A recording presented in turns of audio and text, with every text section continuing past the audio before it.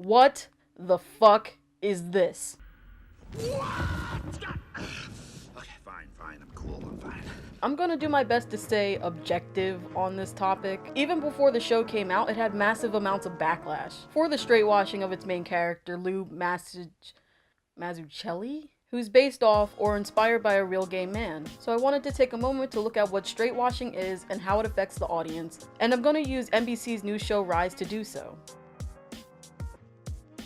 To straightwash a character, whether fictional or otherwise, means to deliberately change that character's queer identity to straight, usually to appeal to a mainstream audience. So is straightwashing something that occurred in this situation with this new TV show? Well, let's take a look at it. There is a nonfiction book called Drama High that tells the true story of a drama teacher who taught theater in a blue-collar, rather conservative town, who changed the lives and perspectives of not only the town, but the students who came and went throughout his 40-year tenure. The teacher's name was Lou Volpe.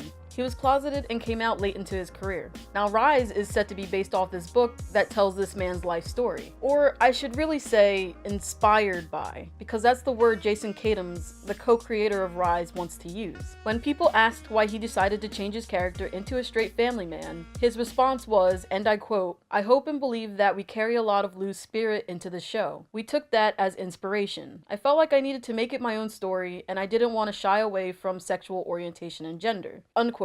Meaning that there will be other LGBT characters within the show. Katims expressed that there will be a transgender character, and there will also be a gay teenager coming to terms with his sexuality within a religious family setting. They will just not be the main character. He goes on to say, quote, "Those stories resonated with me as a storyteller, and I wanted to lean into that. With Lou's family, there's a lot of reimagination. Not just if he's gay or straight, but the family structure. It was important to honor the source material, but to also make it my own so we'd be able to lean into it." When backlash from these statements hit, the producers of Rise put out another statement, and I quote, "The misinterpretation by some of what we've done with the show goes against what we fundamentally believe and who we are as individuals. We are firmly committed to LGBTQ inclusion, and most of all are excited for the community to see Rise, which we believe portrays positive depictions of LGBTQ characters and stories on broadcast television with honesty and sensitivity. To that end, we worked with GLAAD on this show's LGBTQ storylines to ensure that they were told with respect and authenticity." End quote. Now that we know the whole story, let's circle back to our initial question. Did the creators of Rise straightwash their main character? Get rid of all the other distractions? And yes, they did. And it was intentional. Katims himself told us that he changed it so that we could lean into it. And that shit just doesn't fly with me. I'm a black girl, and I'm also gay. So I don't condone whitewashing or straightwashing in any sense. There are just not enough images of these marginalized groups for you to be erasing our existence. And erasing the existence of a real person at that. This was a real gay man who did something extraordinary. He changed and inspired so many lives. It was so special that it caught Katims' attention, and it seems he was able to latch onto that part of the story. But as he said, he couldn't lean into the parts containing Lou's sexuality. Why? If you're so inclusive and so willing to include LGBT people, why is his sexuality one of the only things that were changed from the original story? And I know why. Rufus from Dogma said it best. A black man can steal your stereo, but he can't be your savior. But change black to gay and change stealing your stereo to confused and in distress. A lot of the images you see of LGBT people in the media aren't ones of empowerment or normalization. It's always the struggle we have to face because of our sexuality. A gay person can be seen in distress because of their sexuality, but we cannot be your savior. And the main character, the hero of the story, the one that did all those incredible things, making him gay was unrelatable to Katims for some reason. And that tells the LGBT community that that's something that's unobtainable for us. We're not the saviors, we're the ones that always need to be saved. We need more depictions of what happens after we come out, and when we're just living normal lives, kind of like Captain Holt from Brooklyn Nine-Nine. Showing the struggle definitely has an impact and is something that a lot of LGBT people can relate to. But showing that there can be a future can give people hope for a better tomorrow.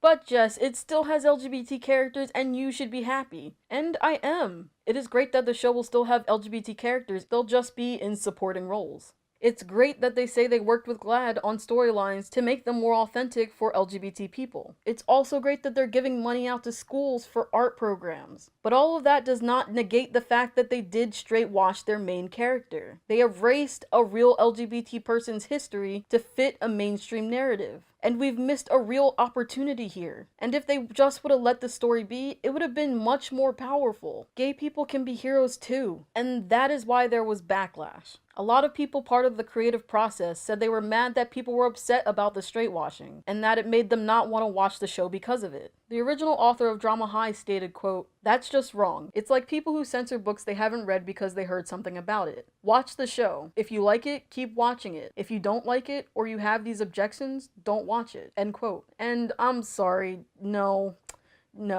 Boycotting and censorship are two different things. Censorship is someone stopping your art from existing because they disagree with it. And that is an infringement on your rights in the United States. Boycotting is you putting your art out there and people not participating in it because they don't want to support it. If your show gets that much criticism and enough people boycott it, then it can be pulled from air because the viewership was low. But that's not infringement. Given all that we know about this show even before it has premiered, if people don't want to watch because of bad decisions that were made, then oh the fuck well. To all the creators part of this project that are angry, if we look at it from your point of view, I know you'd like us to watch this show because it's something that you worked very hard on. But you should also take a step back and look at why people are upset about this. LGBT main characters are few and far between. You actually erased a real person's LGBT history. Honestly, I don't even think it was malicious or because they're bigots. I think it was a stupid lapse in judgment. But the decision was made, it was done, and it now can do harm. We'll just have to see. It's hard for me to say not to watch this. There will still be some LGBT characters that people might be able to see themselves in. There aren't a lot of transgender characters out there, especially not transgender male characters.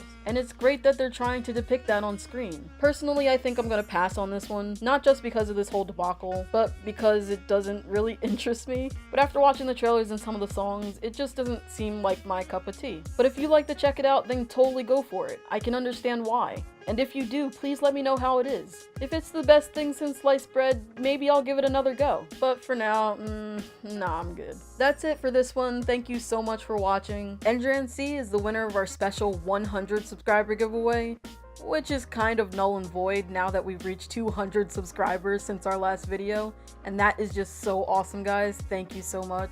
You'll be receiving the original rainbow flag along with the $20 Visa gift card. Send us an email with your information at PrideBrary@gmail.com so we can get those over to you. We're going back to our regular giveaways, and a new round of that is starting right now. The winner will receive a $10 Visa gift card, and all you have to do to enter is to be a subscriber and comment below. What did you think about this whole straight washing situation? And I'll announce the winner on our next video. Next, I'll be reviewing Love, Simon, since that'll be hitting theaters in a couple days. Hit that bell so you don't miss out on that. Check out our gay library at PrideBrary.com to find more LGBT content to consume. And until next time, I'm Jess. See you later.